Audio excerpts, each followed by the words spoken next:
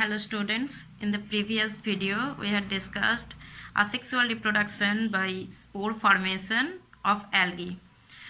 In this video we will discuss spore found in fungi. So fungi এর মধ্যে কি ধরনের spore পাওয়া যায় সেগুলো সম্পর্কে আমরা আলোচনা করব. So let's start. The first spore of fungi is Conidia. Conidia is a plural form. যদি singular number বলি তাহলে এটা হবে Conidium. So conidia or conidium. So what is conidia or conidium?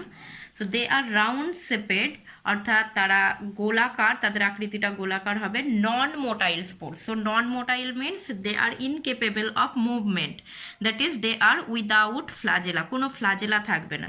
Produced singly or in chain, অর্থাৎ এককভাবে উৎপন্ন হয়, আর অনেকগুলো কনিডিয়া একসঙ্গে চেন আকারে বা শৃঙ্খল আকারে উৎপন্ন হয়. সো আমরা ডায়াগ্রামে দেখি ফার্স্ট ক্যারেক্টারটা. সো এইগুলো হচ্ছে কনিডিয়া. সো একটা সিঙ্গেলকে যদি আমি দেখাই তাহলে সিঙ্গেল একটা কনিডিয়া এরকম ধরনের রাউন্ড শেপেড হবে. সো গোলাকার এরকম রাউন্ড শেপেড স্পোর এরকম ধরনের সিঙ্গেল হচ্ছে. অ্যান্ড কি বলেছি আমরা, নন মোটাইল মিনস উইদাউট ফ্লাজেলা, অর্থাৎ এর মধ্যে কোনো ফ্লাজেলার দেখতে পাচ্ছি না আমরা. সো কোনো ফ্লাজেলা নেই. Are produced singly or in chain. So এখানে এটা একটা হাইফি রয়েছে, এই হাইফির মধ্যে এগুলো চেন আকারে অনেকগুলো কনিডিয়া একসঙ্গে চেন আকারে উৎপন্ন হয়েছে. অ্যান্ড এই হাইফিটার উপরে দেখাচ্ছি আমরা এটা সিঙ্গেল উৎপন্ন হচ্ছে. সো এটা হতে পারে যে সিঙ্গেল হাইফির উপরে এরকম সিঙ্গেল একটা কনিডিয়া উৎপন্ন হতে পারে, আর অনেকগুলো কনিডিয়া শৃঙ্খল আকারে উৎপন্ন হতে পারে. নেক্সট ক্যারেক্টার কি, they are exogenously produced. So exogenous কথাটার মানে exo means outside, that means they are exogenously produced on a special hyphal branches called conidiophore. Means they are exogenously produced means তারা বাইরের দিকে উৎপন্ন হয়, অর্থাৎ হাইফির বাইরের দিকে উৎপন্ন হয়. সো এখানে এরকম নয় হাইফির ভিতরে উৎপন্ন হয়নি, that means they can be seen from the outside. So এখানে আমরা হাইফিটা যদি দেখাই, এখানে টোটাল হাইফির এইরকম বাইরের দিকে কনিডিয়া উৎপন্ন হয়েছে, তাই আমরা এটাকে এক্সোজেনাসলি বলছি. আর কি বলেছি এখানে, on a special hyphal branches called conidiophore. Means যেই হাইফির উপরে এই কনিডিয়াগুলো উৎপন্ন হচ্ছে মিনস এইগুলোকে বলা হচ্ছে conidiophore. So conidiophore nothing but a special hyphae or conidia bearing hyphae. Means যেই আমরা জানি এটা ফাঙ্গাসের ক্ষেত্রে আমরা পড়ছি, অ্যান্ড ফাঙ্গাসের টোটাল স্ট্রাকচারটা গঠিত হয় হাইফি দিয়ে. সো এই হাইফির উপরে যে স্পেশাল হাইফির উপরে কনিডিয়া প্রেজেন্ট থাকে সেই স্পেশাল হাইফিগুলোকে বলা হচ্ছে conidiophore. So conidiophore is a conidia bearing hyphae. Okay, and next it is dispersed by wind. Means conidia যখন ম্যাচিওর হয়ে যাচ্ছে, ম্যাচিওর হয়ে যাওয়ার পর এই কনিডিওফোর থেকে কনিডিয়াগুলো রিলিজ করবে, এবং রিলিজ করার পর এটা বাতাসের মাধ্যমে বাহিত হয়ে বিভিন্ন সাবস্ট্রেটামের উপরে পড়বে. So after maturity this conidia release and by wind they are dispersed and falling on the substratum and germinating. So যখন সাবস্ট্রেটামের উপরে পড়বে, পড়ার পর এটা জার্মিনেট করবে, অ্যান্ড জার্মিনেট করে নতুন একটা ইন্ডিভিজুয়াল তৈরি করবে, ফাঙ্গাস তৈরি করবে. সো এই ধরনের স্পোর আমরা কোথায় দেখতে পাওয়া যায়? এক্সাম্পল হচ্ছে এই স্পোরগুলো দেখা যায় অ্যাস্কোমাইসিটিসের আন্ডারে ফাঙ্গাসের মধ্যে. তার মধ্যে পার্টিকুলার এক্সাম্পল হচ্ছে পেনিসিলিয়াম. তো পেনিসিলিয়ামের মধ্যে দেখা যায় পেনিসিলিয়াম, এছাড়া অ্যাসপারজিলাস, এইগুলোর মধ্যে কনিডিয়া দেখতে পাওয়া যায়. সো এই সমস্ত ফাঙ্গাসগুলোর যে অ্যাসেক্সুয়াল রিপ্রোডাকশন হয়, সে অ্যাসেক্সুয়াল রিপ্রোডাকশনটা হচ্ছে by means of conidia formation, conidia আর কনিডিয়াম ফর্মেশন. কনিডিয়া ফর্মেশনের মধ্যে এই অ্যাসেক্সুয়াল রিপ্রোডাকশনটা এদের মধ্যে হচ্ছে. Okay, so moving to the next spore, that is oidia. অয়েডিয়ার আর একটা নাম হচ্ছে আর্থ্রোস্পোর. আর্থ্রোস্পোর. সো যেটাই অয়েডিয়া সেটাই হচ্ছে arthrospore. Again oidia is a plural form, and অয়েডিয়াকে যদি সিঙ্গুলারে বলা হয় তাহলে oidium. So oidia or oidium, and oidia আর অয়েডিয়ামেরই আর একটা নাম হচ্ছে আর্থ্রোস্পোর. সো এর ক্যারেক্টার কি, they are rectangular shaped. So আমরা আগের যেটা পড়লাম কনিডিয়া সেটা হচ্ছে রাউন্ড শেপেড ছিল, এটা হচ্ছে রেক্ট্যাঙ্গুলার শেপেড. সো এখানে সিঙ্গেল একটা অয়েডিয়াকে আমরা দেখাচ্ছি. সো এটা রেক্ট্যাঙ্গুলার শেপেড. সো এটা হচ্ছে অয়েডিয়া, rectangular shaped non-motile spore. So this character is similar to conidia, অর্থাৎ non-motile spore means without flagella, অর্থাৎ এখানে কোনো ফ্লাজেলা থাকবে না, এই স্পোরের মধ্যে কোনো ফ্লাজেলা থাকবে না. produced exogenously same as in conidia. again এখানে হচ্ছে বাইরের দিকে, হাইফির বাইরের দিকে তৈরি হচ্ছে এই ধরনের স্পোরগুলো.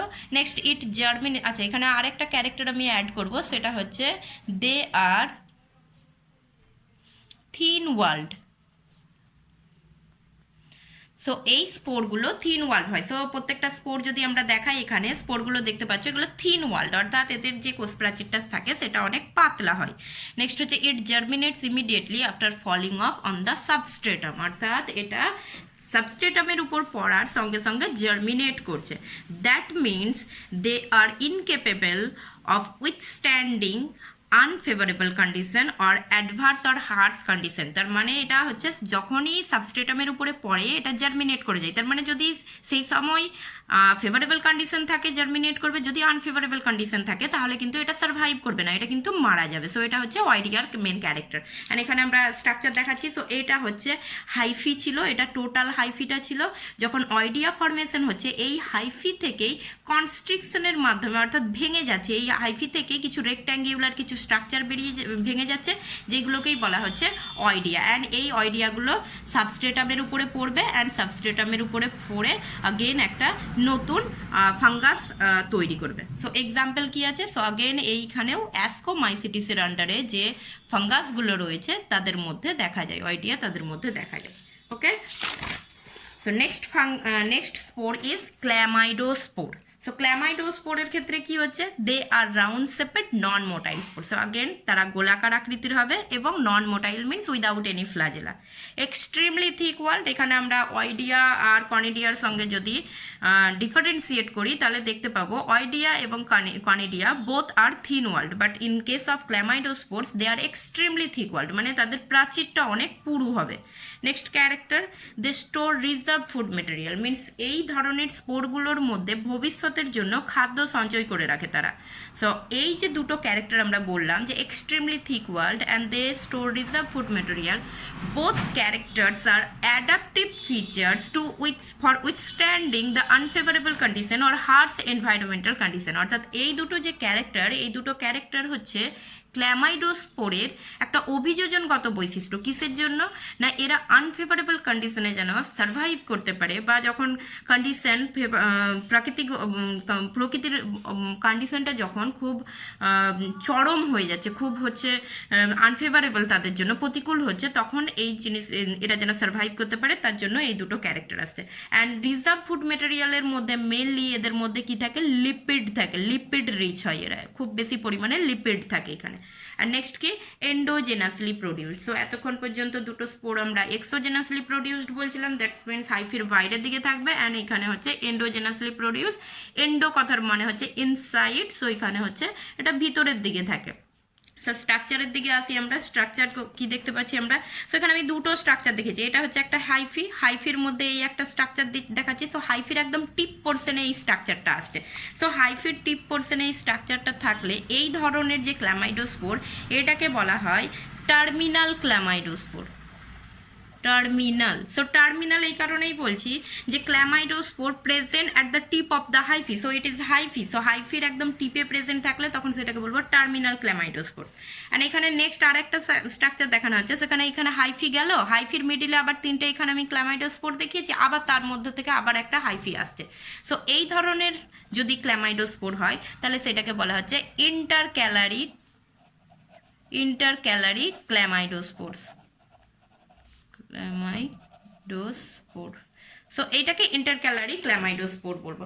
সো ইন্টারক্যালারি ক্ল্যামাইডোস্পোর্স কেন বলছি? ইন্টারক্যালারি মিনস মিডিলে, অর্থাৎ দুটো হাইফির মিডিলে এখানে ক্ল্যামাইডোস্পোর প্রেজেন্ট থাকছে, সেই জন্য এটা ইন্টারক্যালারি ক্ল্যামাইডোস্পোর্স। সো এখানে ম্যাক্সিমাম টাইম ইন্টারক্যালারি ক্ল্যামাইডোস্পোর তৈরি হয়, বাট টার্মিনাল ক্ল্যামাইডোস্পোরও থাকে। সো ইন্টারক্যালারি ক্ল্যামাইডোস্পোরের জন্য এখানে এন্ডোজেনাসলি প্রডিউসড বলা হয়েছে। অ্যান্ড অ্যাজ ফর এক্সাম্পল এটা কোথায় দেখতে পাওয়া যাচ্ছে? এটা দেখতে পাওয়া যায় candida species. So candida species এছাড়া কিছু কিছু ব্যাসিডিওমাইসিটিস আর কিছু কিছু অ্যাসকোমাইসিটিসের আন্ডারেও এখানে ক্ল্যামাইডোস্পোর্স দেখতে পাওয়া যায়। Okay, fourth spore of fungus, that is sporangiosপোর্স।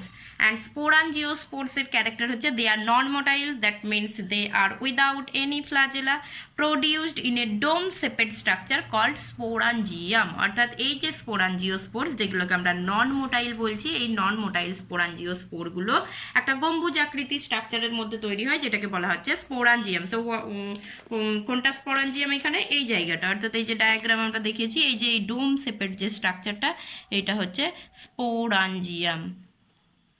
Sporangium, or এইটাকে আমরা এটা সিঙ্গুলার নাম্বারে স্পোরাঞ্জিয়াম বলছি, যদি প্লুরাল ফর্ম বলি তাহলে সেটা হবে স্পোরাঞ্জিয়া।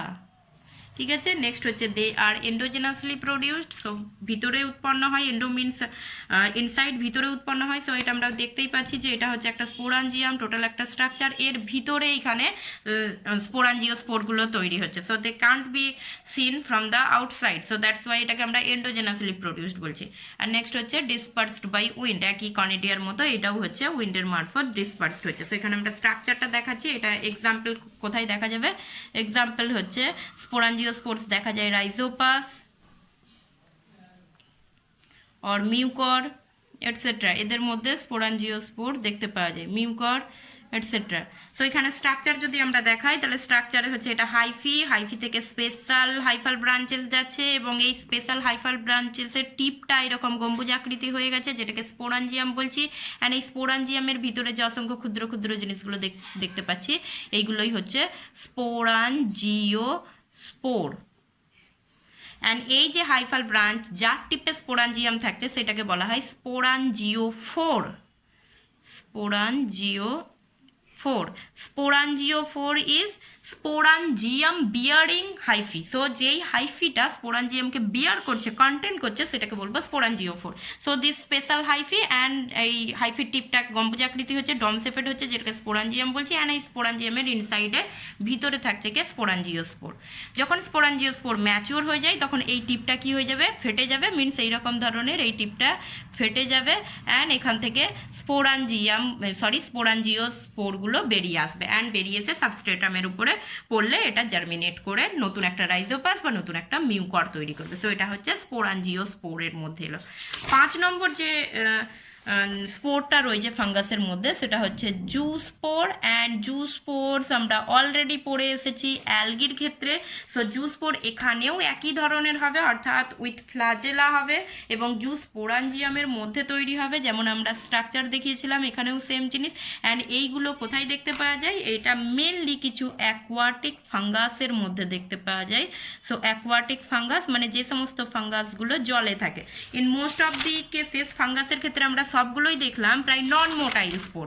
এবার তার কারণ হচ্ছে majority of fungus are terrestrial in nature, স্থলে থাকে। কিছু কিছু ফাঙ্গাস আছে যারা জলে থাকে, সেই জলে থাকলে তাদের জন্য যে স্পোরগুলো কাজ করে সেগুলো হচ্ছে জুস্পোর। সো এইরকম একটা অ্যাকোয়াটিক ফাঙ্গাসের এক্সাম্পল হচ্ছে স্যাপ্রোলেগনিয়া। তার মানে জুস্পোর দেখতে পাওয়া যাবে কোথায়, স্যাপ্রোলেগনিয়ার মধ্যে দেখতে পাওয়া যাবে। স্যাপ্রোলেগনিয়া এই ফাঙ্গাসের মধ্যে জুস্পোর দেখতে পাওয়া যাবে। অ্যান্ড জুস্পোরের ক্যারেক্টার আমরা অ্যালগিতে যে জুস্পোরের ক্যারেক্টার পড়িয়েছি এখানেও সেম ক্যারেক্টার হবে।